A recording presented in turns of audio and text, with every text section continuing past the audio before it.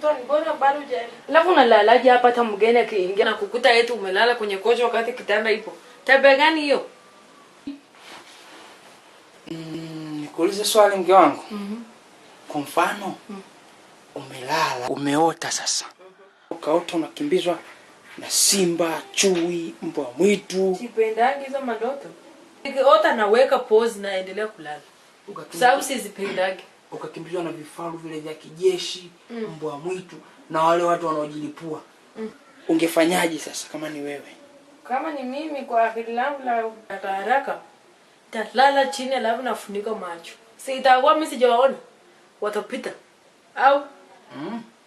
Au kama ikizidi saa nyingine naweza nikachanganyiwa panika nikazimia. Au atazimia au kufa. Unadanja chap. Ungekufa? Mimi ningekufa hizo.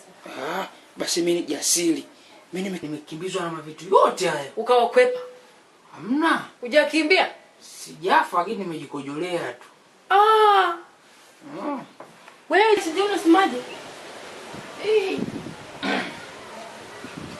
Kwa hiyo sijui unataka kuniambia kwamba kujikojolea ni ujasiri. Wewe umekufa kwenye ndoto. Si bora kufa upate demu mpya. Wewe ujikojolee useme umeota alafu unajisifia ni jasiri. Kwanza mkojo wenyewe inanuka banana, eti acha kutandika banana. Unakunywa pombe za ajabu, mkojo inanuka kitu ya ajabu. Ni mara 10 kufa, ungekufa tu wewe. Wewe kwani wewe ukifa kuna faida gani? Au kuna hasara gani? Kuna zama mimi nakumbuka nyuma hivi, kwa nini nilifanya chaguzi ya wewe? Wakati kuna watu wa maana mimi nilikataa. Kwa kweli hapo ndio najuta.